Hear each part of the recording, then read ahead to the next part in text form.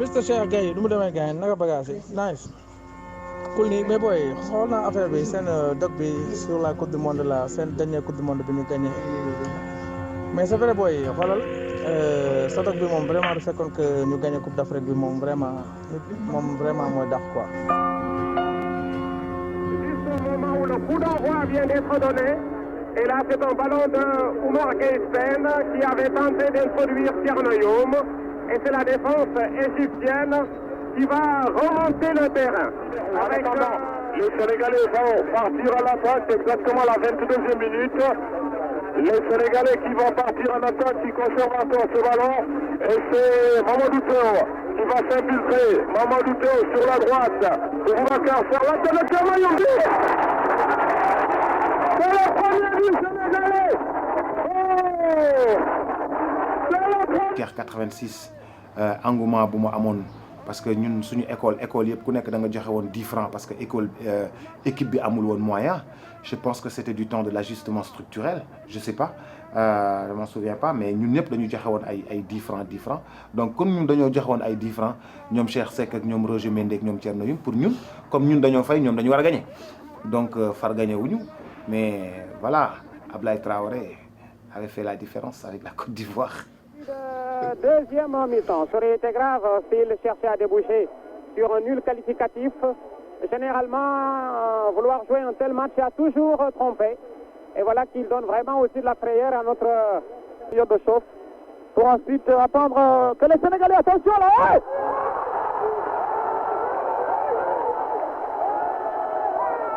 C'est le premier but ivoirien. Le premier but ivoirien marqué par Abdoulaye Traoré sur déviation de... Deuxième mondial bi nuroowul ak nag mondial bu njëkk bi te du même contexte bii nii Sénégal boobu outsider la woon foofu kenn sóoraale wu ko woon te ci poulam dañu defe ne woon France day ñëw dóor ko jàll te instant boobu France moo amoon les 3 meilleurs attaquants en Europe meilleur buteur du championnat d'Angleterre meilleur buteur championnat de France meilleur buteur championnat d'Italie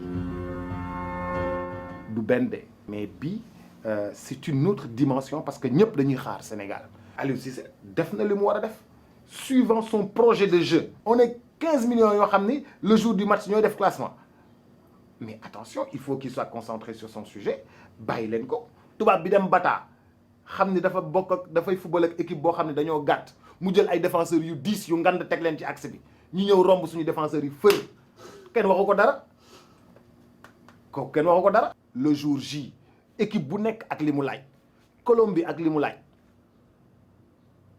Pologne ak li mu laaj Japon ak li mu laaj benn match nuróowul configuration. nee naa leen du benn 2002 c'était la première fois. Le Sénégal joue le match d'ouverture de la Coupe du Monde contre le pays champion en titre, la France.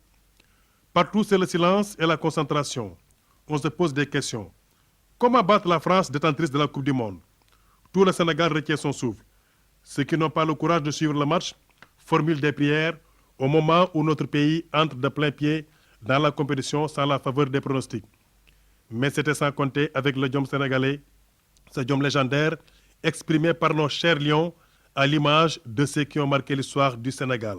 Dernier coup de sifflet, la France est battue par le Sénégal. Qui l'aurait cru? Est battue par le Sénégal. Voilà. C'est la délivrance. Pape Bouba Diop marque l'unique but de la partie qui donne le Sénégal vainqueur devant la France. Le coq est mort.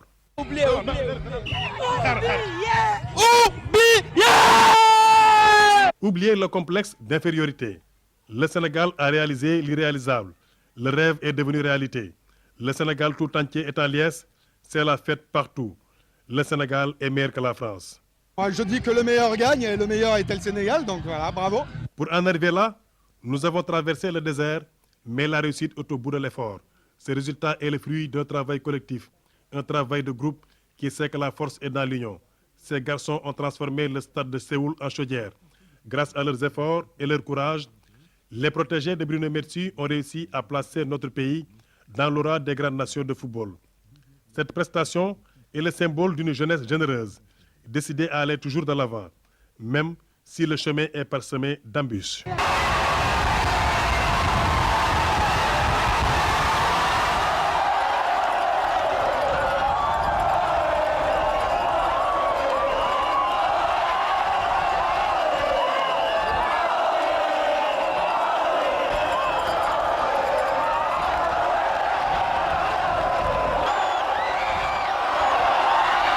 dama lay nettali Turquie bi ñuy gagné en quart de finale c'était douloureux dama loué sama podium loué sama sonorisation teg ディングの前にポーンと出てきましたルスチュ。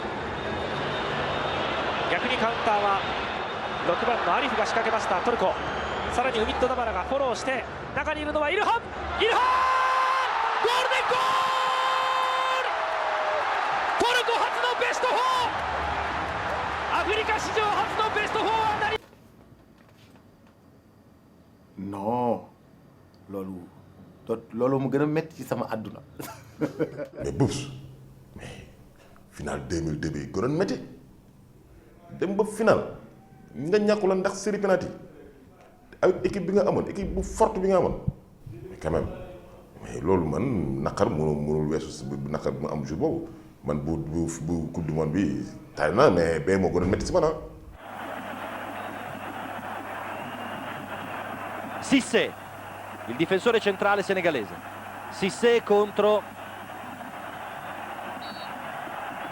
Alioune Boucar, parte Cissé, para! Il Camerun vince la Coppa d'Africa! Il Camerun vince ancora la Coppa d'Africa! 3 errori consecutivi del Senegal, è venuto il braccino al Senegal. Sbagliato gli altri 3, incredibile, Bruno Mezzou deve accettare, con un problema di scarsa reattività, di scarsa capacità di subire la pressione fino alla fine. Il Camerun da questo punto di vista è straordinario. Avevamo detto prima della serie dei rigori che avrebbe vinto il Camerun, pur avendo il Senegal delle chance. Abbiamo azzeccato, abbiamo sbagliato clamorosamente il pronostico del rigore di Song. I pronostici è bello farli perché li si può anche sbagliare. In ogni caso il Camerun vince ancora 3-2 ai calci di rigore dopo lo 0-0 dei tempi regolamentari supplementari. I rigori decisivi li segnano Souffo, Laurent et Abalo. Oloufadé, ballon récupéré par les Togolais, droit au but. Ah, il faut l'attaquer, il faut l'attaquer. Et but. Voilà, c'est le but togolais. C'est le but togolais. Ah là là là là, terrible. Nibombé. Il va centrer. Bon ballon. But. Voilà.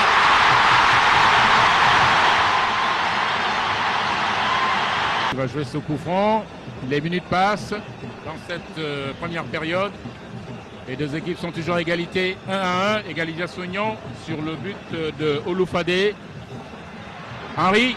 Et but. Henry le contrôle, il se retourne le coup d'œil, la frappe. Ballon qui a tombé pour Adebayor. Attention, la volée. Attention, attention la frappe. Attention, c'est dangereux. Attention, c'est dangereux. Et but.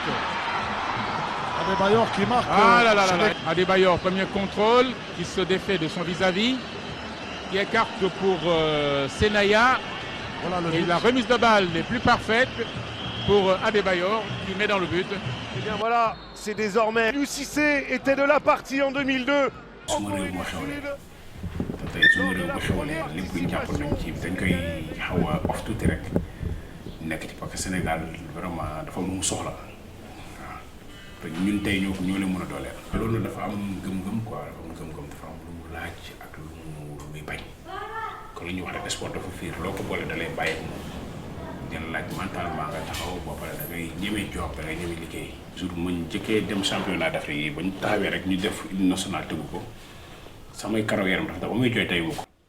waaye dama gis dëkk yëpp rangaloo ku nekk dañ lay dóoral kii bu ñu ko dóoree su boobu ci laa gën a xam importance su hymne national Sénégal stade bi yëpp na teg ma nekk man Yékini Rock Mbalax sumu jumalee ak Saliou Diouf Moussa Ponto waaw mais jour boobu moom ba gars yi dóoree ba yëkkati ak ni stade bi riiree moom dama xam ni xeexal sa dëkk daal dafa doy waar.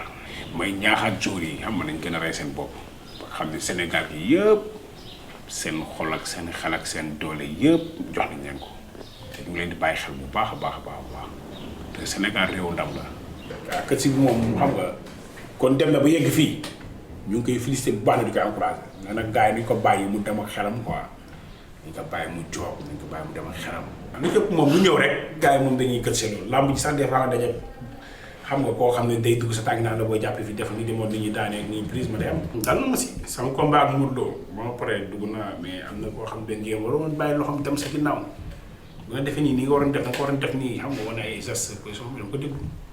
bañ a am benn pression parce que affaire yi moom boo amee pression loolu am quoi ba ci wàccee kaam yi alxuraan mu nga wàccee kaam bu la tegee ci mbooloo boo amee pression doo tere sax fàtte kon affaire yi il faut que ñu gëm seen bopp bu ñuy dem ñu nekk ay gaynde parce que réew bi gaynde lañ leen di bàkkee te gaynde moom lu mu xool lu mu ko bëtam may mu xool ko day gis ni si bu rëcc si bu rëcc kon premier match bi moom damay wax gaay nañ baax nañ def nañ joxe nañ gagné incha allah. And now the final two go head-to-head at the Spartak Stadium in Moscow. C'est vrai que puisque cette talonnade, évidemment, ça pourrait faire mouche, hein.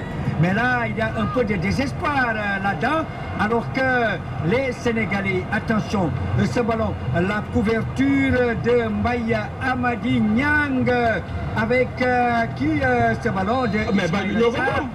ñoo ko moom normal ah foot bi arbitre bi wax. oui Aliou Cissé qui n'est pas content Adam Nawalka. Adam Nawalka rawatina moom. am na lu ma wax nag. c'est vrai que Aliou Cissé évidemment. mais doon démb ci bi muy def. conférence de presse benn. This guy takes a deflection and Senegal.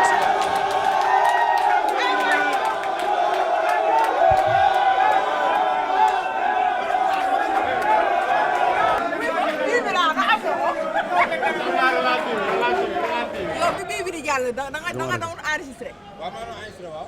boobu foo enregistré.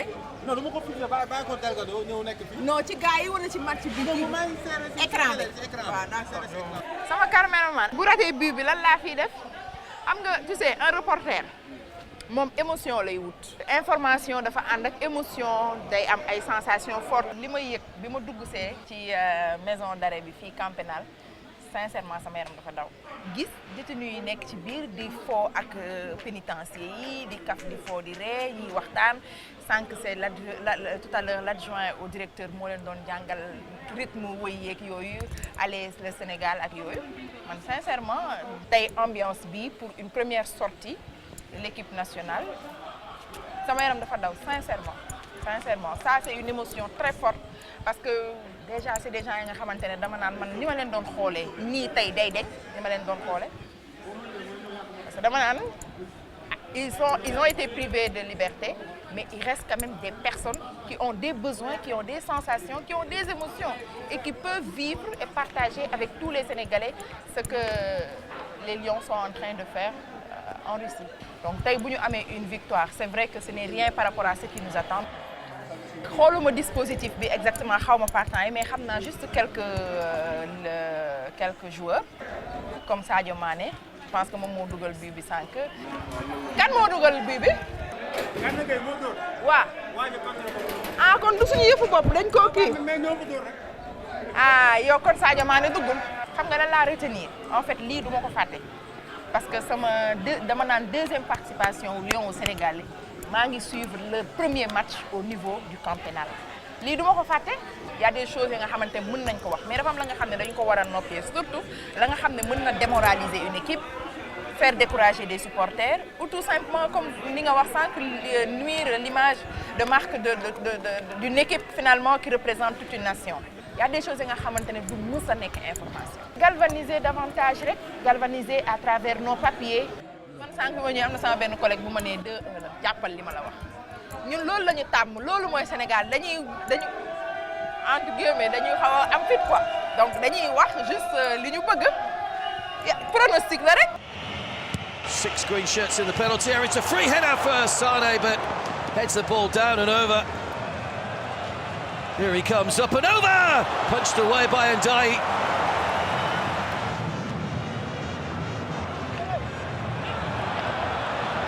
Niang back on the field and he's round the goalkeeper and he'll get there first! Chesney furious with Krychowiak. And Niang, who'd just been called back on by the referee, gets a second goal of the game for Senegal, and they have a little bit of daylight now between themselves and Poland. éviter carton yi ndax deuxième match def na troisième waaye nag noonu la foog ñu dem leen yenn saa pour ñu xam ni dara du fi yomb. Kusiki, good ball, great header, and Tricot.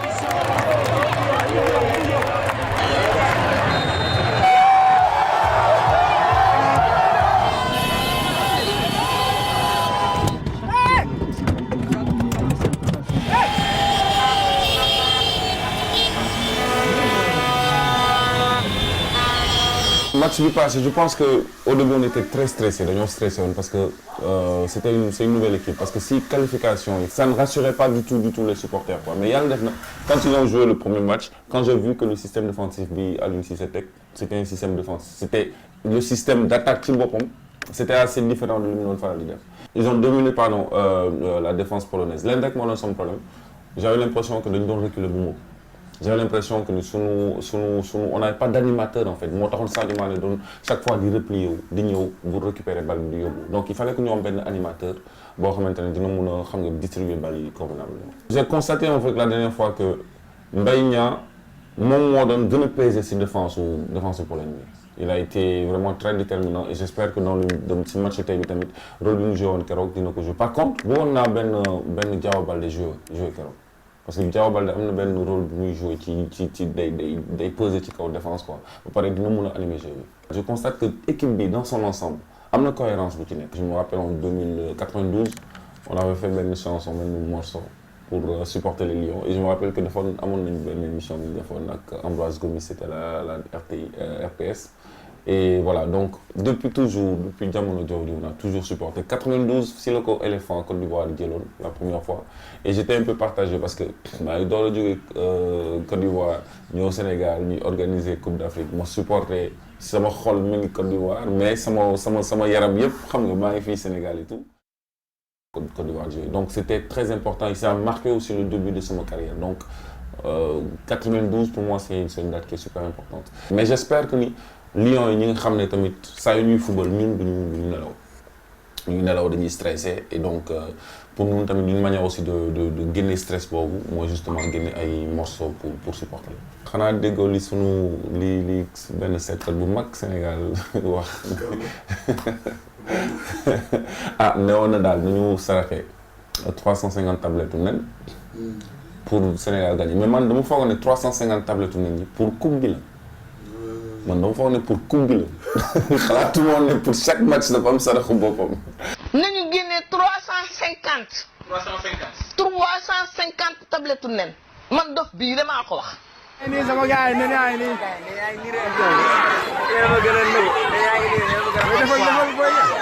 ak xon sans xon bu ñu gëmee ne dañ koy gagné parce que c'est d'abord des aptitudes physiques c'est une concentration et c'est des techniques loolu kese la. man fi ma doon seetaane match bi bu ñu gagné fa laay toog ak seetaanaat ko su ma doon coacher système de jeu bi naa ko changer tuuti parce que système de jeu bële c'est sûr que gars yi japonais yi jàngat nañ ko ba pare. Ismaïla Sarr te dugaloon ko deuxième mi-temps parce que gaaw na mun na indi ay problèmes ci défense japonaise bi. Individuellement parlant on a une équipe formidable léegi fan la différence bi nekk léegi mooy collectif bi. te loolu je pense qu'avec yenn match yi ñu jot a def yenn match de préparation et tout ça peut-être qu'Aliou Cissé il a réussi à créer ça. Sénégal buy jouer da ngay xool nit ñi dañuy defar ay maillots c'est des gens qui vivent de ça da ngay gis ñoo xamante ne dañuy defar ay dessins je sais pas en tout cas il y a plein de choses qui se créent autour un engouement qui se crée autour de cette équipe. xoolal par exemple fan zone yi am Dakar. Il y a des fan zones qui sont sponsorisées. Il y a des fan zones où les gens ils viennent, ils passent du temps là-bas, ils viennent supporter. Il y a une économie qui se crée autour. Pologne, c'est pas une petite équipe. Il y a la défense, on a battu la Pologne. On l'a pas battu par hasard. On l'a battu parce qu'on a bien joué. Contre le Japon, qui est aussi une très bonne équipe, on va pas battre le Japon parce qu'on est, voilà, par hasard,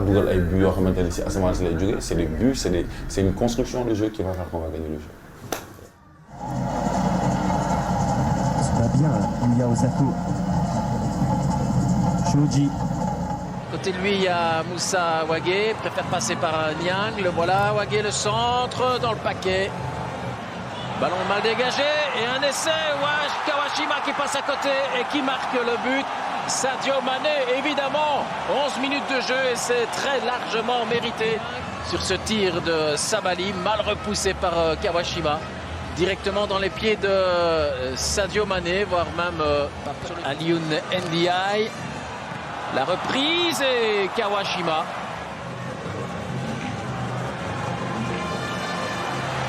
Nagatomo, le contrôle. Nagatomo qui insiste. Et là, ça va pouvoir être dangereux. C'est un goal d'ailleurs. Le but, il est signé Takashi Inui. C'est pour ainsi dire la première occasion du Japon. C'est ce cuir hors de portée de NDI. Un but partout. Ça va revenir. Il n'y a pas de faute. Nyang, le tir puissant qui écarte le centre et le ballon qui passe juste devant. Et ici, c'est Shoji qui a réussi à lancer Haraguchi, la talonnade et puis ce ballon placé sur la barre. Le bon ballon. Sabali. Le centre, et il n'y a personne à la réception aussi, le tir, c'est goal! C'est goal de Moussa Wagué!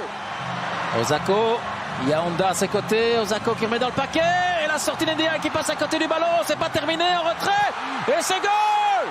Goal d'Honda! dafa war a am normalement benn nit ci équipe kuy porter équipe bi benn joueur je veux dire kuy porter équipe bi mais bu ñu jógee ci 2002 foofu xamoon nañ ne telle personne moo porté woon équipe mais ak génération bi je sais pas mais fi mu nekk nii ñeneen ngi naan Sadio Mané certainement moom lañ jox capitaine bi match bi passé gis naa ne bon doxul woon comme on voulait hein dañu jëloon Japon comme benn équipe bu nga xamante ne c'est vrai que mosuñu woon gagner avant parce que je crois que daje nañ ñetti yoon yëpp Japon mosuñu gagner donc ci loolu lañ sukkandi woon pour peut-être xaw a naagu tuuti xam nga mais sur le terrain loolu amul woon des fois dañuy am benn avance ci adversaire bi mais des fois duñu xam naka lañ koy maintenir je crois que loolu équipe bi war na travailler ci loolu. Le capitaine a été fait homme du match mais est-ce que c'était vraiment lui l'homme du match. Gardien de but tamit dafa amoon ay failles quelques failles lu tax mu war a génn am na yenn bal yu ñëw boo anticiper waroo génn. C'est vrai que ñoom seen ay choix tamit wala seen ay actes doo ko comprendre c'est normal parce que ñoom fi ñuy nekk ñoom rek ñoo mën a expliquer lan moo nekkoon lan moo waraloon ñu génn wala lan moo taxoon ñu taxaw ci camp bi wala lan moo taxoon ñu dem song benn jour pour jël bal bi loolu ñoom ñoo ko mën a expliquer. On a fait match nul mais match nul boobu moo tax suspense bi ba léegi nekk fii nga xamante ne xamuñu ndëgam dinañu qualifier wala déet suñu match tout à l'heure contre la Colombie loolu moo ko waral bu fekkonte ne dañu gagné ñaari match yooyu yëpp on a l'esprit tranquille dañuy dem directement second tour. Donc duñu nekk fii di xalaat donc dañuy xalaat deuxième tour mais fi mu nekk nii ba léegi ñu ngi ci phase éliminatoire phase de poule yi donc te loolu je crois que Sénégal dafay accumuler situation yu mel nii je sais pas pourquoi parce que foofu la ñuy entraîneurs yi di mënante ci biir match yi parce que au départ mën nga ne équipe bi baax na mais boo demee ba ci biir gis na équipe bi doxul mais changé où est le problème amul ay état d'âme xamul ne kii il est bon wala il n'est pas bonwul ci match bi dindi ko. Pour noppal Sénégalais contre la Colombie man dama doon joxe sànq ba léegi sama avis mais contre la Colombie je sais pas trop en tout cas dañuy ñaan Aliou Cissé mu teg équipe bu nga xamante ne vraiment dinañu éviter le stress tu sais yow nekkuloo ci terrain bi yaa ngi toog fi nekk Sénégal di seetaan mais tu es stressé du début à la fin man des fois il m'arrive match bi mu ko seetaan damay fay wàññi volume bi. dem tëdd parce que stress boobu mënuma ko supporter mënuma ko mobilisation bi am autour du sport moo doy waar nit ñi nag war nañ ci mën a am jàngat solidarité bi nga xamante dañ koy gis à chaque fois bu équipe nationale bi demee à l'étranger que mu nekk coupe d'Afrique wala coupe du monde mobilisation boobu ñu gis sénégalais c'est unique duñ ko gis yeneen mobilisation même politique bi sax du demee noonu parce que boo politique bi ñii dañuy jaar fii ñu jaar fii mais sport bi daf ñuy réunir te loolu war nañ ci mën a jàng benn jàngat buñ ci mën a am mooy maanaam que mu bañ a nekk rek sport que mu nekk politique que mu nekk ci wàllu société loolu dañ ci war a jàngat que à chaque fois que muy soxal l'intérêt de la nation que ñëpp mobiliser wu autour de l'essentiel je crois que enseignement la bu nga xamante ne war nañ ko tirer à partir du sport que ni ñuy mobiliser wu autour du sport ñuy mobiliser wu également ñu nekk benn ci yeneen question d'intérêt national xam nga la ma la wax il faut que sénégalais jëm ci loolu je crois que mooy enseignement bi ñu mën a tirer ci coupe du monde. Position is delicate in this table and here it is. Oh, it's a good save. Ndiaye down to his right, tall man.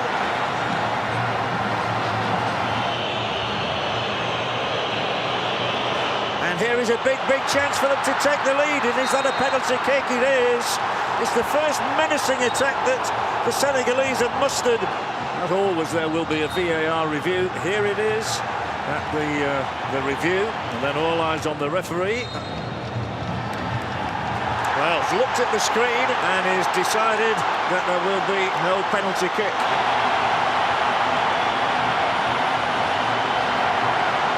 In the 65th minute, a Colombian free kick. One through, doesn't get anywhere much. Oh, and deflected out and over for the corner kick. Muriel hit it hard. The goalkeeper didn't have to make the save.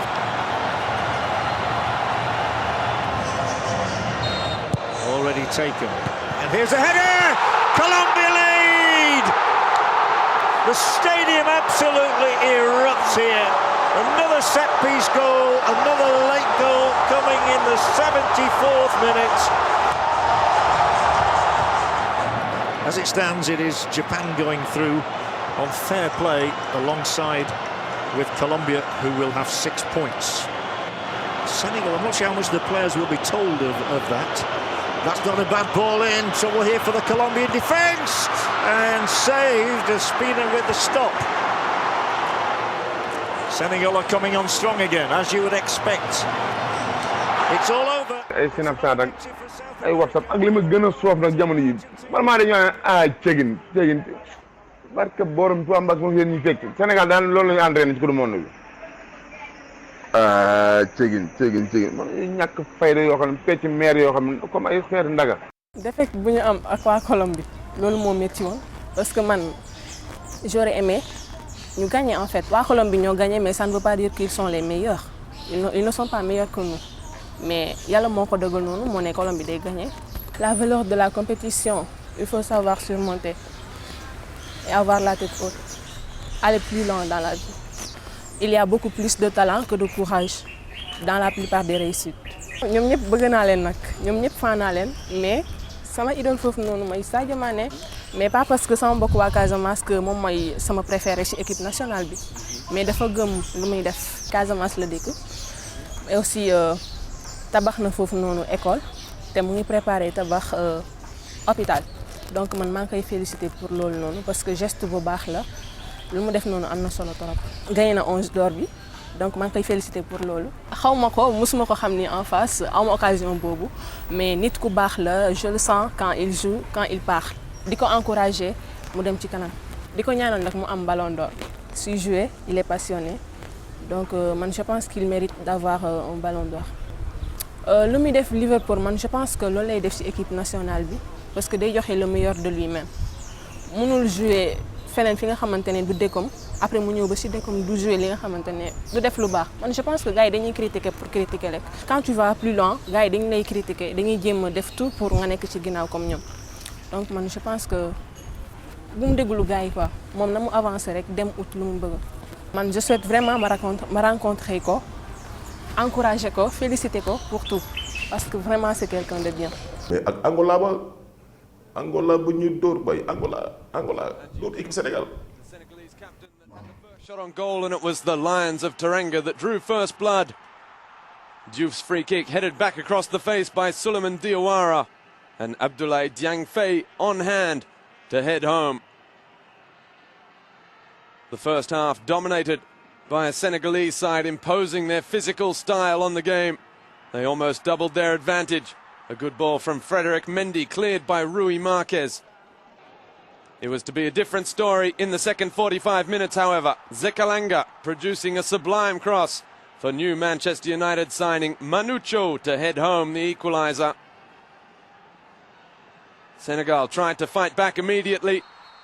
Diamansi Camara's ball across the face, unable to bring the goal, but it was Angola in the ascendancy. Maurito with a sublime piece of skill. It wasn't to last though. Silva flapping it across from Gilberto and Manucho on hand to give Angola the lead for the first time in the match. That coming in the 67th minute, and they were to add a third as Yamba Asha got forward and picked out a totally unmarked Flavio, the Al-Ahly striker, making no mistake. Oh, moom moo amoon fii nii ci stade Amitié mooy contre la Gambie du ma ko mës a fàtte waaw. Year for Senegal, the Lions needing to win against their perennial enemies Gambia to qualify. Things started well. In the 65th minute, Mangan kept the dream alive. The players started to breathe a little in the stadium. Time the dream turned into a nightmare. Aziz Niang equalised to knock Senegal out of both the African Cup of Nations and the World Cup. Gambia go no further either. Dëkk yu dem Coupe d'Afrique yëpp seen ay artistes woy nañ leen donc pourquoi Sénégal bu ñu woyal yooyu ñu ne ñun dañ leen di porter poisse mais il faut qu'ils arrêtent loolu amul fenn.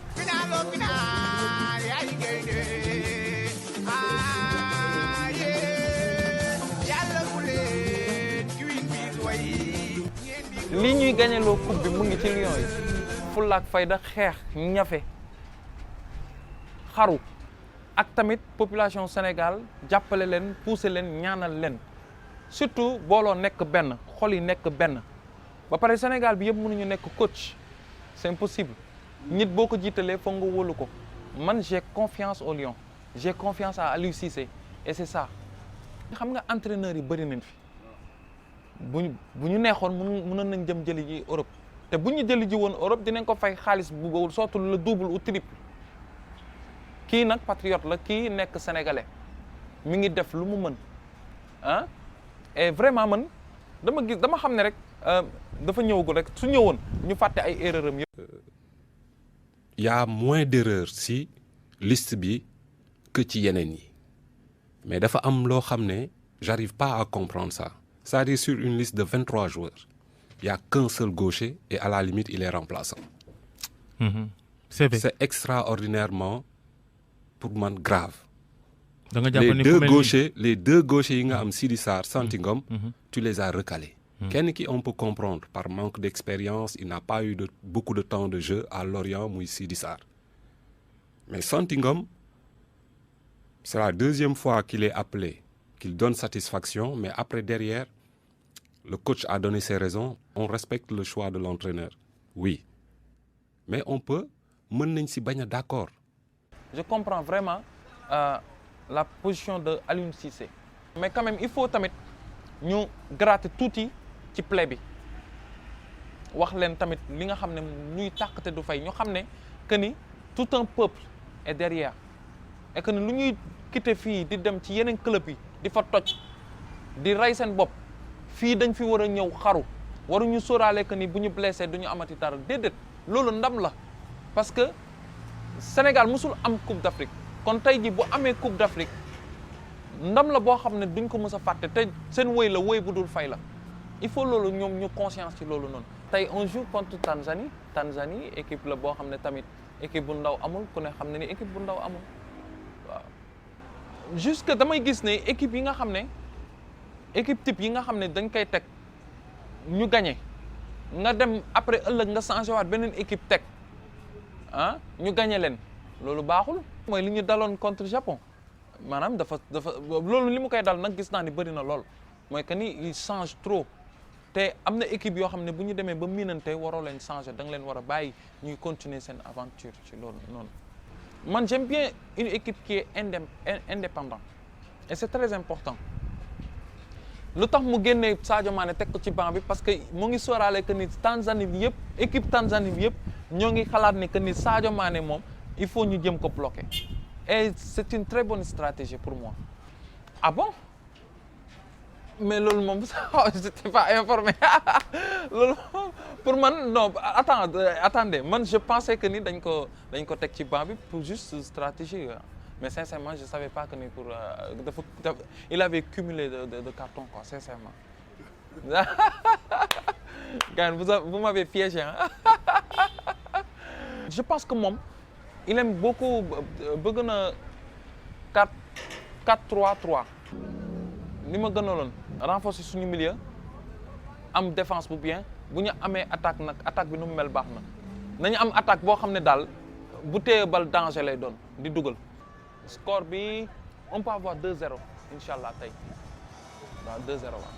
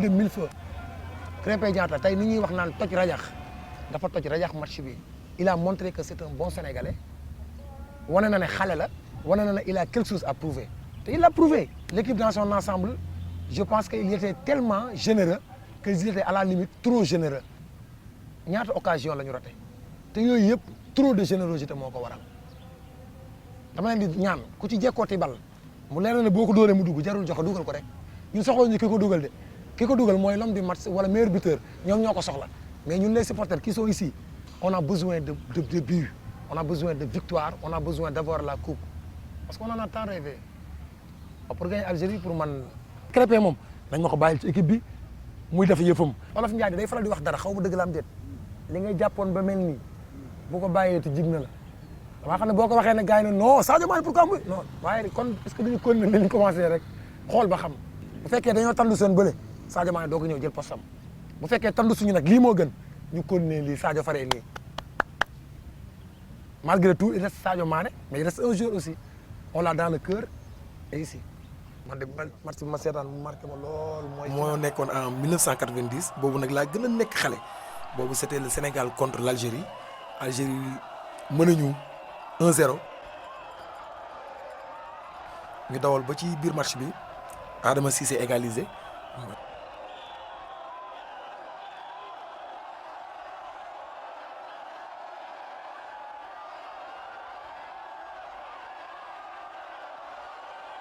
ñu am yaakaar nag parce que boobu supporters yëpp taxaw ñu jàpp na ñun match bi dañ koy gagné Sénégal di yëngatu ñu fekkaat ñu fa ak beneen bi muy 2 buts à 1 xam nga boobu c'était une belle équipe y avait Roger Mendy y avait Jules François Bocandé yàlla xaare àjjana Adama Cissé vraiment ñu perdre match boobu noonu en 1990 boobu nag fekk ñu ngi préparé aussi Coupe d'Afrique 1992 mooy bi ñu génne waaye boobu Sénégal 92 bon c'était l'euphorie ñu waroon préparé 92 xam nga macha allah boobu aussi tamit équipe bi baaxoon na trop.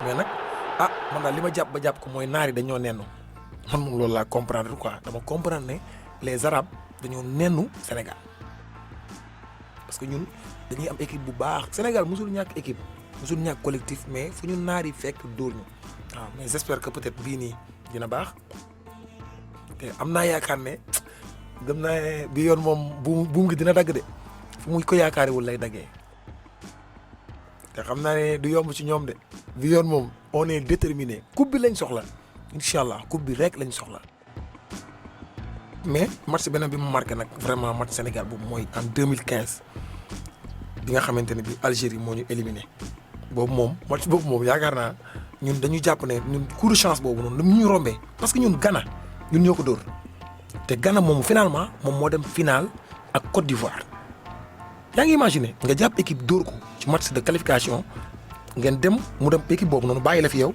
nga toog moom mu dem final moo lay won ne li ñu naan football amul logique dafa doy waar xam nga vraiment mu nekk loo xamante ne bii dafa métti lool daal xam nga. yàlla xam na ne kër gi ma ko doon seetaane xaw ma lan la de maa ngi si match bi normalement mais damaa génn buntu kër gi rek wàccu rek feebar daanu malade mën naa ne foofu laa jóge sax xaw a téye ci football parce que man xam naa ne dama demee descente ma ne man sama bakkan bii damay ragal football yóbbu ko te jaru ko ndax football gisuma ci benn religion révélée bu ñu ko bind kon bu yóbboo sama bakkan bii xam naa dinaa la yoog yàlla parce que football malgré tout ça ne reste qu'un jeu divertissement kese la.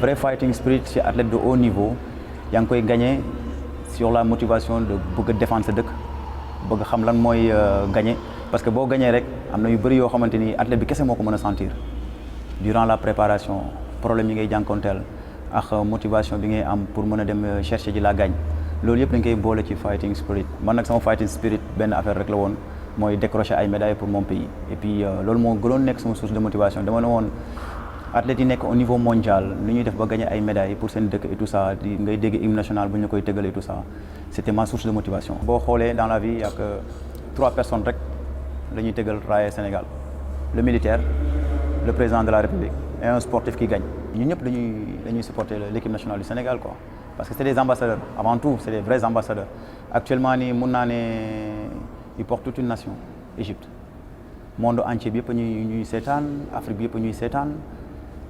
mun naa ne défaite bu ñu fi mënte am rek ça peut toucher d'autres personnes yoo xamante ni indirectement man mii di wax ak yow nii jour match bi surtout le match contre l'Algérie métti na ma trop parce que j'ai beaucoup d'amis algériens équipe nationale bi il faut qu'ils sachent déjà pourquoi ils sont là-bas.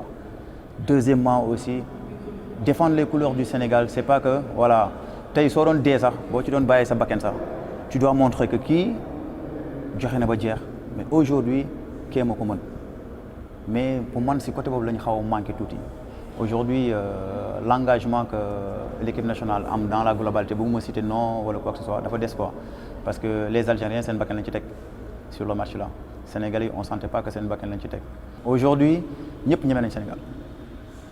Mais le président de la République, la Teranga laisse ça ici à Dakar. Partez comme des lions, vous gagnez fofu, vous gagnez Teranga. Cette phrase est très importante pour moi, personnellement. Parce que Boydem, tu dois montrer que tu es un lion. On dit les lions de la Teranga, les lions de la... Il faut qu'on nous respecte aussi sur le terrain. Respecter sur le terrain, il y a 2 choses, c'est-à-dire l'engagement physique, la détermination et l'esprit de montrer qu'on est là pour gagner la coupe. Ce qu'on fait, tu sèmes le doute, tu sèmes le doute sur toutes les nations. Donc je pense que ce n'est pas le moment aussi de se décourager, parce qu'ils sont dans une compétition, on est dans un contexte. Alioune Cissé aussi de mobiliser son troupe. Et puis que pays bi yëpp foo mënti romb xale bu ndaw sax day takk drapeau mag mu màgget sax day takk drapeau ñëpp a ngi ñaan donc loolu yëpp war na leen galvaniser ba nga xamante ni aujourd'hui mën nañ gagner ci le match tey mais c'est pas fini il faut que ñu continuer yeneen yi ñëw ñoo gën a important encore il faut se qualifier d'abord ça certes Mais il n'y a pas de petit pays maintenant dans une compétition. Si tu es numéro 1 en Afrique, il faut montrer que tu es numéro 1. Je sais que les gosses, les joueurs, ont une motivation, mais moi je le sens plus dans leur club. Mais il faut dire que le Sénégal est plus important que c'est un club. Si nous gagnons un trophée Coupe d'Afrique, c'est 10 fois meilleur encore que gagner l'année. Parce que c'est une tâche indélébile pour les fils. Donc il faut sortir avec ça, quoi. Et puis nous les à fond. Je ne minimise pas les Kenyans. Ce sont des joueurs qui se sont qualifiés, très athlétiques. Les Kenyans, 90 minutes, ils vont courir parce qu'ils ont l'oxygène avec eux. Ils ne se fatiguent jamais. Ils sont en altitude. Ils peuvent courir pendant 90 minutes sans se fatiguer. C'est une fraîcheur physique. Nous, au Sénégal, tout le monde, tu peux amener n'importe quel type de joueur à une condition physique en Kenya. Impossible. C'est morphologique. Ça, il faut savoir, c'est une match de guerre. Donc, c'est d'entrée qu'on doit mettre le paquet pour montrer que voilà, on est là. Un athlète, pour avoir un bon mental, il faut avoir l'entourage. Cet entourage, il faut filtrer. Et l'entourage, moi, permet de pousser l'équipe pour à la gagne. Quand on a dit Liverpool dina jël coupe, personne, parce que Klopp a su bien ménager son groupe et puis le travail mental est très très important. Sadio Mané, mentalement, il était prêt avec Liverpool, il est prêt. Hein? Parce que le haut niveau devant ma réalité. L'autre bail, l'undaw rek mu jouer sur performance au athlète bi. Xawma comment ça se passe au niveau de la fédération de football, mais je sais que ñom tamit ils sont dans le haut niveau. Mais l'environnement est très déterminant aussi. Il y a un devoir bu leen xaar. C'est de venir et de gagner. Il n'y a pas de calcul, il n'y a rien du tout. Vous avez tout. Certes que c'est un combat très difficile parce que Kenya, ils n'ont rien à perdre. Sénégal, c'est le numéro 1 en Afrique. Ils viennent d'arriver, c'est des outsiders. Nous, Sénégal, gagnent une canne. Donc, il faut venir et montrer vraiment qu'est-ce qu'il y a. Maintenant, après, tout ce qui est l'aspect technique, c'est vraiment le football, c'est leur côté, quoi. Donc, c'est eux qui savent, quoi. Mais moi, qui état d'esprit, toujours là.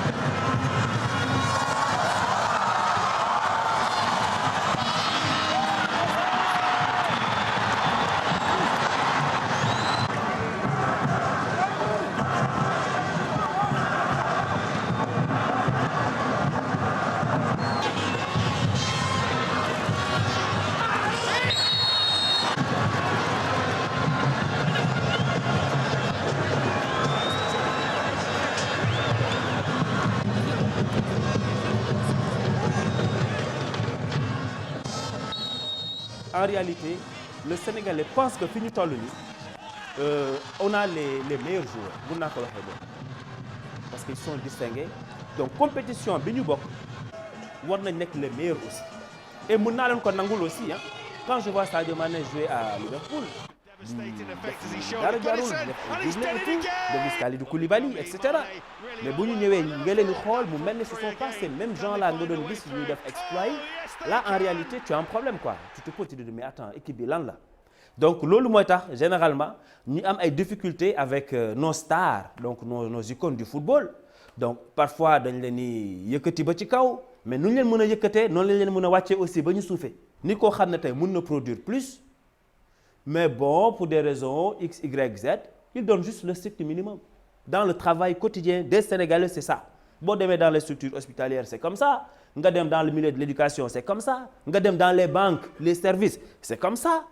faut monter dem. Même dans le football aussi, tu te dis que, mais écoute, les gens, ils font le minimum. Il faut en réalité nous changer de façon de faire, comme je dis. Un joueur comme El Hadji Diouf, souvent je l'entends critiquer en parlant de ça.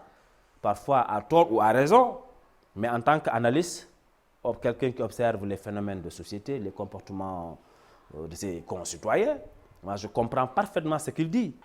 Ce que je veux dire, c'est qu'il y a un complexe par rapport à certains joueurs, quel que soit leur rang.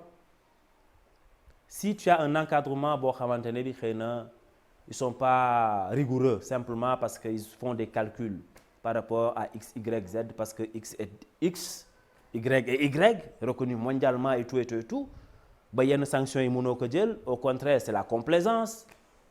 Il y a des trucs comme ça. Mais ça aussi, ça ne fait pas avancer le football, le sport de manière générale. Donc souvent, certains choix des coachs, souvent ça pose problème. Pourquoi il y a des jeunes ils sont mis à l'écart, même s'ils ne marchent pas, ils sont tout le temps titularisés, par exemple. Mais attends, qu'est-ce que cela veut dire? Ou alors sélectionner ou l'eau, qu'on a sa place, simplement parce que c'est des questions d'humeur, vous ne vous entendez pas, des trucs comme ça. Sénégal, Kenya, bon, moi particulièrement, j'étais très content, mais pour Sadio Mané surtout. Oui, parce que comme je l'ai dit, dañ ko yenn li nga xamné dafa 10. Té buy def résultat à Liverpool, en Afrique, au Sénégal, mënul am résultat. Moi je sais que du ko neex sérieusement ndax sénégalais la compatriote la. Mais bo xolé yi jall yépp bon résultat moyen lay am plus ou moins. Donc li muy joxé mën na joxé plus. Donc entrée bu difficile la amon ci match bi. Bon, vers la fin, tu as vu ce qui s'est passé. Djoko penalty, il a tiré sans conviction. Moi, il m'a raté. Deuxième, il a forcé pour tirer. Les gens avaient peur. Personnellement, je me disais que il va encore rater. Parce que voilà. Bon, il a marqué. Tu vois, il y a un palmarès aussi à suivre. Hein, parce qu'ici, il visait Ballon d'Or et tout. Donc, Sadio, un Sambi, il a fait représenter le Sénégal. À travers Sadio Mané, c'est tout le peuple sénégalais qui est derrière. Donc, rien que pour ça, je veux nous supporter ko sérieusement parce que loolu la ñu war a def mais nag niveau de jeu bi en réalité il y a beaucoup de choses à dire ndax aussi xam nga buñ la ne ay Sénégal Kenya di la tenir tête bon dinañ xool Ouganda certainement ça va pas être facile hein, ça je te le dis maintenant mais le Sénégalais moom niveau de football bi daf koy méngale ak niveau de développement dëkk boobu. Ça, c'est la réflexion vraiment primaire du Sénégalais. Bonnet, Madagascar, c'est un petit pays, donc un petit football, quoi, ou un football moyen. Koubini, en toute sincérité, moi je ne le pense pas, sérieusement. Particulièrement Sadio Mané, parce que je l'aime bien, moi. Mais ce que je gis ni doyuma pour dire vrai. Mon premier match bi, mon deuxième match bi, même si hein, après il a fait son doublé et tout, mais fond de jeu bi, destin. Allez les Lions.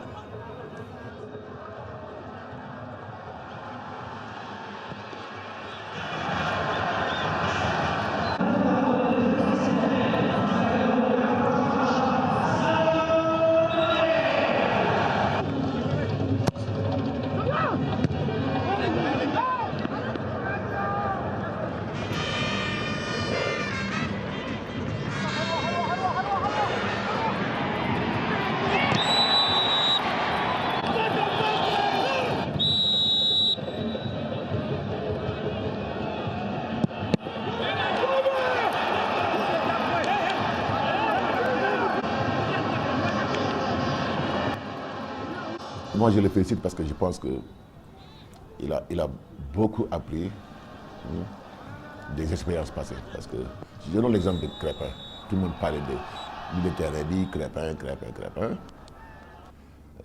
Il a écouté, il a analysé et il a attendu le bon moment pour nous dire Crépin. Je pense que c'est quelqu'un qui, contrairement à ce que Nini dit, c'est quelqu'un qui analyse et qui est très souple, chargé dans le bon sens. parce qu'il a gardé son caractère, gardé son agressivité, gardé ses convictions, mais aussi def na la part des choses entre ce qu'il faut pour avoir un milieu de terrain beaucoup plus complémentaire. boo gisee Pape Alioune ak Crépin ci milieu bi ak Idrissa Gana donc li ñu perdre ci muscle ci volume dañ koy gagné ci fluidité dans le jeu ci technicité. 80% wala 75% de réussite ci tournoi ñu ngi dépendre ci casting boo juumee ci ñi ngay yóbbu souvent ça pose des problèmes donc sachant que le football africain dafa dëgër dafa agressif, l'entraîneur va choisir dans ces 23 des gens qui sont capables de relever le défi physique. Donc au-delà du discours, il faut avoir les éléments qu'il faut pour réagir. C'est difficile, c'est vrai, c'est difficile, mais il faut être très froid quand on prend des décisions qui engagent un peu la vie de nation. Sans état d'âme, il faut voir objectivement lan moo la mën a gañaloo. Après c'est l'incertitude du terrain. Parce que entraîneur bi ak joueurs yi ils ont beau avoir la volonté, l'ambition, le truc de gagner, mais il y a beaucoup de paramètres yoo xam ne ñoom maîtriser wuñ ko mooy le jeu. mu nga ñëw jàlloo góol bi dóor bu la ci poto bi nga dóor bu la ci barre bi une passe mal ajustée. Donc ça ce sont des gestes techniques yoo xam ne réalisation bi mënoo ko quantifier avant d'aller dans un match. Donc on y va avec beaucoup d'incertitude. Bu ñu mënee wax ñu mun beneen Aliou et son staff ont beaucoup planifié, observé et planifié, mais il y a des éléments yoo xam ne ñoom mënuñu ko maîtriser mooy le jeu. Mais à l'interne, dans le groupe, entraîneur bi du mës a jël benn joueur di ko teg au-dessus de l'équipe amul su ko defee mu ngi ci erreur. Et je pense que Sadio a l'intelligence de comprendre que il est dans une équipe, il est dans une organisation et que dafay jouer partition bàyyi kenn mu jouer partition mais mënuñu équipe bi wékk ko ci Sadio Mané loolu mënu nekk. Maintenant nag son talent mën nañu permettre mu gañeloo ju match mais du ñu jël jamais un joueur teg ko ci kaw équipe bi mooy primé surtout. Moi j'avais dans mon équipe féminine des talents. Des fois j'étais très dur avec celle-là ñi nga xam ne ñoom lañ yaakaar ne ñoom ñoo ñu war a mën a gañeloo parce que si tu le fais pas avec elle tu vas pas le faire avec qui tu vas le faire. Mais nag gis nga li yenn problème joueur yooyu di critiquer c'est dehors bu génnee terrain ba jóge ci restaurant bi à table ba dugg ci néegam maîtriser too ko. Il y a les réseaux sociaux. Il a rencontré sa famille, ses amis, agents yi. Entre la séance de ce matin et l'entraînement de l'après-midi, un jour peut changer à 80%. Ah waaw jour mooy critiquer ci samay choix ci sama liggéey war a ànd ak man am cër ci ndam li ma am ci cër nga war def li nga war def ma war def nga ngi critiquer sama wàll ku ma ko def benn yoon du mën a jël contre Ouganda waaw deuxième mi-temps bi xawoon na jafe parce que Ouganda yi je pense que ñoom tam erreur bi ñu def ñoom mooy dañu respecté trop tiitoon naa ko nag parce que Ouganda équipe bu xarañ la man tiitoon naa ko bon bi ma gisee premier temps ñu teel dugal dama soulagé. Aujourd'hui à la veille d'un quart de finale contre le Bénin c'est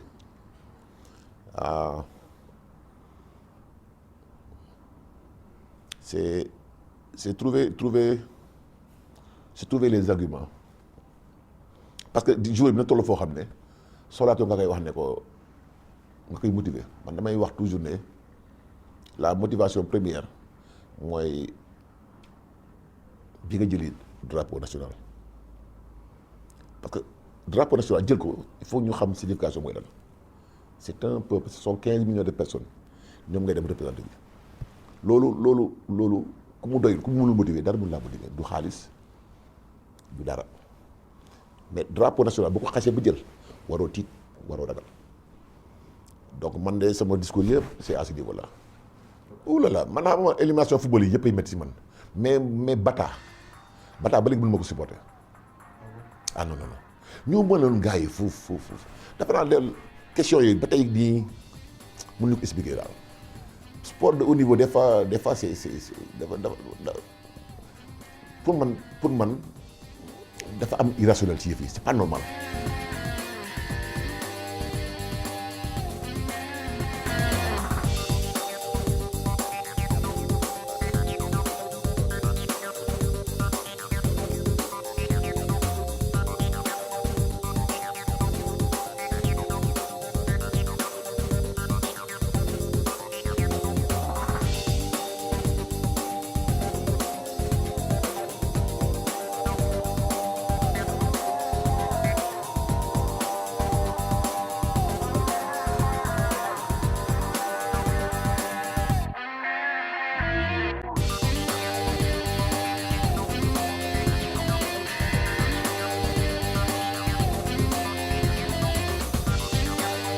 Aliou du affaire teg ko pression wala dara équipe bi dafa toll foo xam ne match foo xam ne en Afrique on doit espérer gagner une coupe d'Afrique ça fait trop longtemps ñu ko ñaanal yàlla may ko wér ak ànd ak xelam ba jël décision yu baax yi ndax ku xarañ la ku ñu respecté la ku bëgg lu muy def la man vraiment maa ngi koy encouragé di ko ñaanal.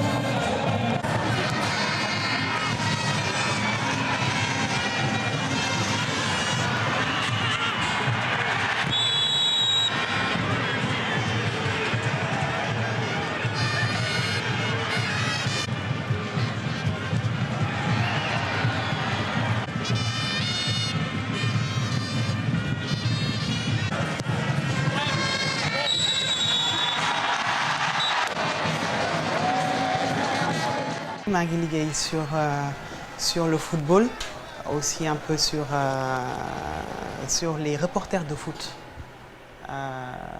en Afrique. Donc maa ngi ciy liggéey ak sama benn camarade de lycée bu tudd Aliou Goloko.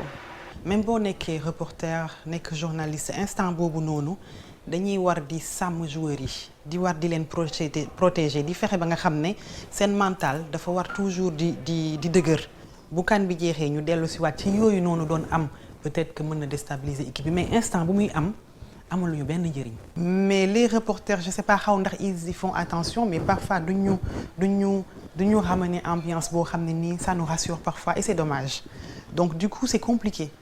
Pourtant ñi gagné pourtant soo gisee Sadio Mané ak Idrissa Gana ñuy wax tu te dis qu'ils sont quand même complices et on aimerait avoir plus de choses comme ça parce que c'est ce qui fait que tout un pays dañuy am confiance ci seen équipe booster équipe bi ñu ànd ñoom gagné. xam nga mais bu amee ay wax fii wax fële ñii contre kii bëgg Aliou Cissé dem ça joue aussi parce que ñoom dañ koy yëg puisqu'ils sont dans les réseaux sociaux donc lépp li ñuy commenter li bon ci ñoom alors que ñoom ñu ngi bàyyi seen kër bàyyi seen njaboot bàyyi seen yitte nekkal fa Sénégal dañ koy yëg te quelque part loo am recul daf lay toucher. Chacun est libre de sa vie et que c'est pas parce que joueur national mi ngi ñuy jouer rek que ñoo ko moom que ñoo moom viam que ñoo moom àddunaam déedéet. xëy na ci terrain bi ak ci football bi lépp lu mu ci def ñun Sénégal ñoo ko bokk ndax ñun la fa nekkal mais bu weesoo football bi ak terrain bi rek war nañ ko bàyyi ak vie privée. Je sais pas pourquoi mais à chaque fois que ñuy jouer avec une équipe de maghrébine dañ leen di xaw a ragalee xeer donc c'est pour ça que su ma sañoon ñu am Madagascar que Tunisie mais yàlla def na am nañu Tunisie je pense que sénégalais yi dañu wax a wóolu Aliou Cissé pour une fois. Parce que je trouve que c'est un exemple de détermination, c'est un exemple de concentration et de rigueur. Parce que malgré que liñ koy waxal yëpp surtout yéen góor ñi da ngeen jël Aliou Cissé rek ñàbb ko tout le monde veut être entraîneur à sa place. Malgré ça, il reste serein, il reste concentré sur son travail, il reste posé et calme. Donc pour man loolu noonu exemple de détermination là pour les jeunes en fait. Xam nga quand tu fais un travail et que tu es attaqué de partout mais tu essaies nga jéem a garder ce objectif en fait bañ di tontuwante bañ di dem parce que benn jour madame Diaby si bi moo ma doon wax nekk ne sooy dox di dem saa yu la xaj mbëwee rek nga geestu di ko lijjanti da ngay tardé donc jubalal rek te loolu man dama koy jëlee comme exemple bu ñu Aliou Cissé di jox sooy liggéey nit ñi di wax autour de toi concentré wul ci sa liggéey donc loolu moo tax tey dama leen di yéene ñu gagné yéene pour sénégalais yi yéene pour joueurs yi waaye tamit yéene la man pour Aliou Cissé parce que mérité na ko il a travaillé malgré que loolu leen ko mën a wax liggéey na concentré wu na te voilà il est constant pour man li ma gën a marqué mooy Idrissa Gana parce que il est j'ai l'impression qu'il est serein il est relax malgré que des fois xarañ na et tout et dafay dem ba jeex donc daal moom ma gën a marqué.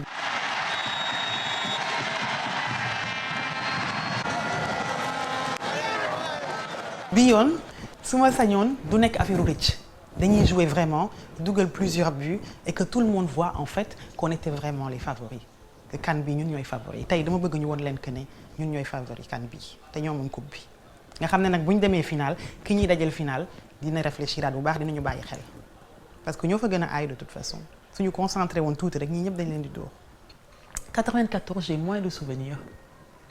J'ai moins de souvenirs. Je me rappelle de l'équipe de la Zambie parce qu'après drame daf leen dal mais fàttaliku ma match Zambie boobu noonu. The other quarter-final in Sousse between Zambia in green and Senegal was a more low-key affair. There was an early opening for Zedi Saileti. But in a tournament where the goals have been of a high quality, Evan Sakala's long-range effort was a match for the best.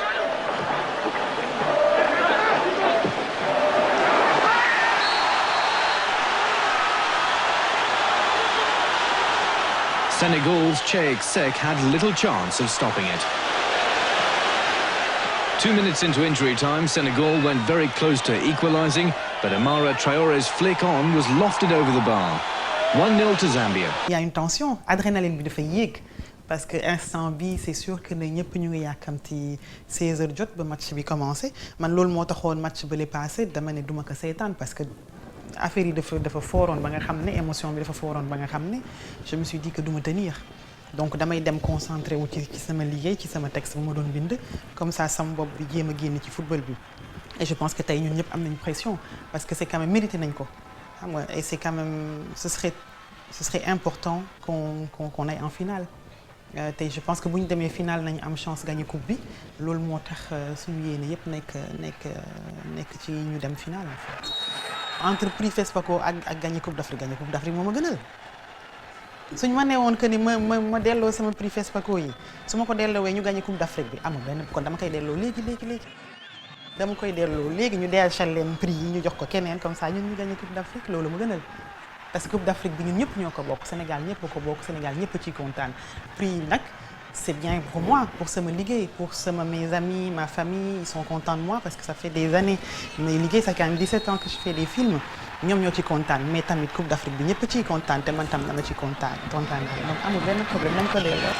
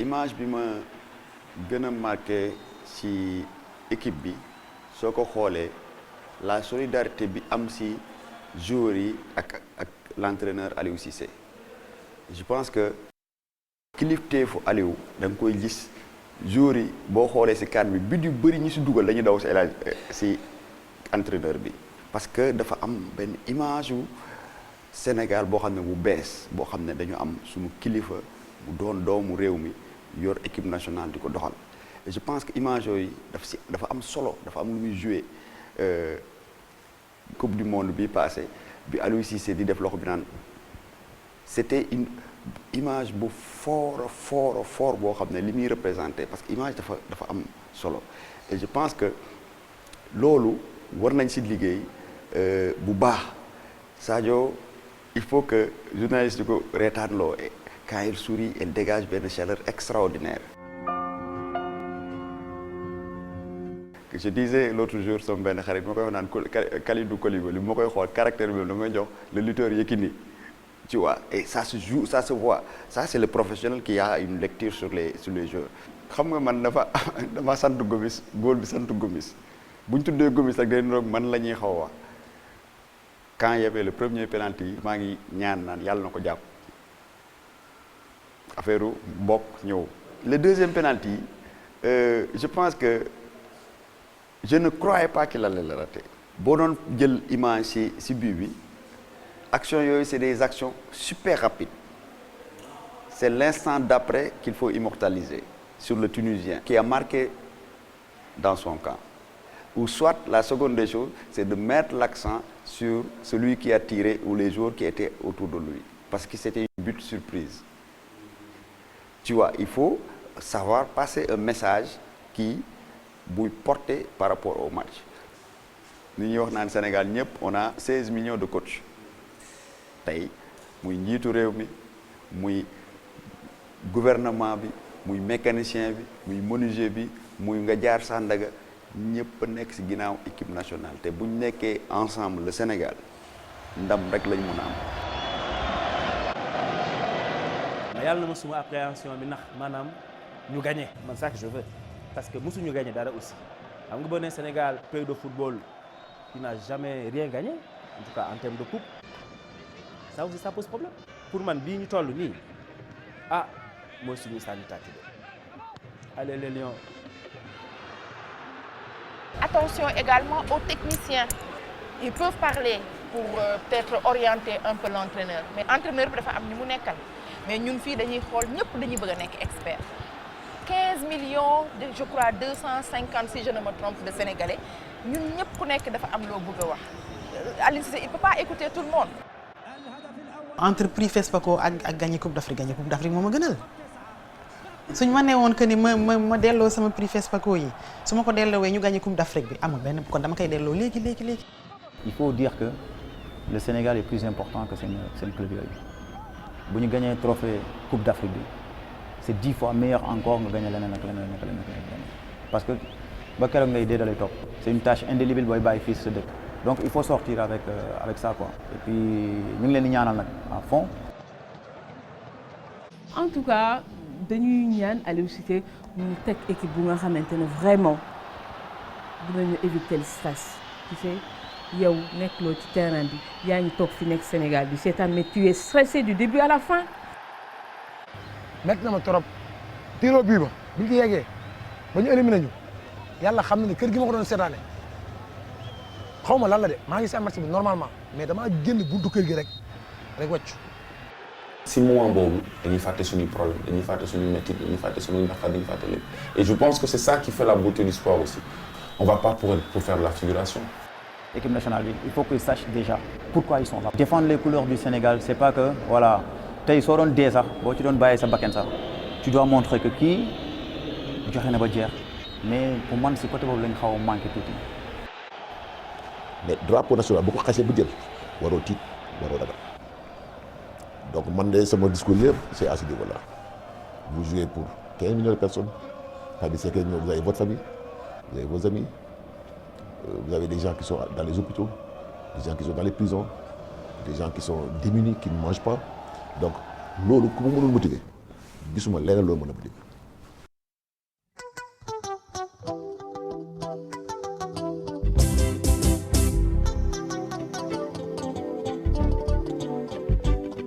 bu kenn xadi gàcce ngalaama jabar yi des lu waar woo cat gu bari rek nu topp bu yaay yaakaar tas na. Oh, c'est dommage. xamoon naa ni woykat yi bu ñu woyee rek ñu ñàkk. Oh, ça c'est vrai. Selbé Ndom ragalal yàlla li nga ñu wax yëpp amul. Quand même. ñi am baatin dëkk xamuñu leen ngir yàlla may ñu jàmm. te duñ leen mës a xam. man li ma leen di digal mooy que ni ngeen xam ni Sénégal tout un peuple mi ngi seen ginnaaw. vraiment sonn nen on est très fatigué ñun woykat yi lu ñu lañ ñu yàq juste parce que ndam li ñëwagul fii donc sagal leen waa Sénégal sagal seen bopp.